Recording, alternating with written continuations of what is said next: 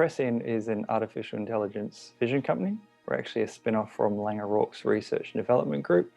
It's a Laing O'Rourke big construction engineering company. We build artificial intelligence vision systems for heavy industries, and broadly defined that means that we see objects, we understand what they are, and then do something.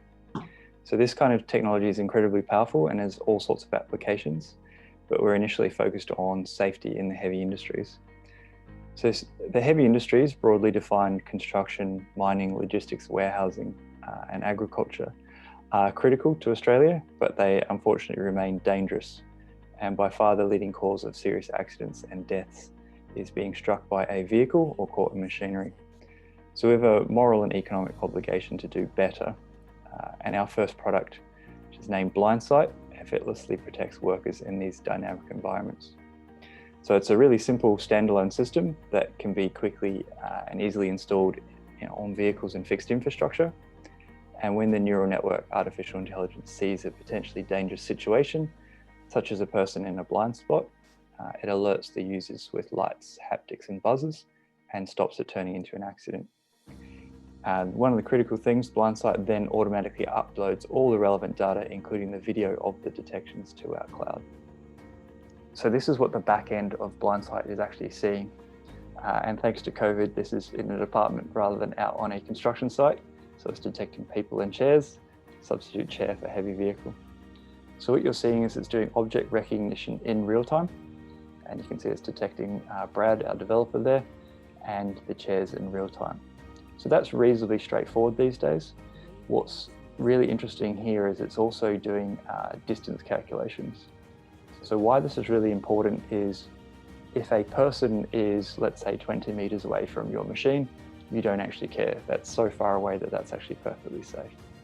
But you might say anything within 10 meters, alert the operator with a flashing light or a haptic, so that they are aware that somebody is there. But you might define anybody within 3 meters of the machine is a near miss. And at 3 meters, maybe you do want to shut the machine down. Maybe you want to set off loud sirens. But certainly you want to take a video of that detection and you want to send that up to the cloud and make that available to people like health and safety so that they can review what's actually causing that. This is what the system looks like when it's actually operating. So if you have a look at the top of the excavator, you can see 2 cameras there with a very small piece of plant, so they're basically looking at the same spot. So when it detects a person and only a person, it alerts the operator. In this case, there was a vibrating wristband and also a flashing light. And you can see his head turns around to the left and can't see anybody, and then turns it around to the right and acknowledges.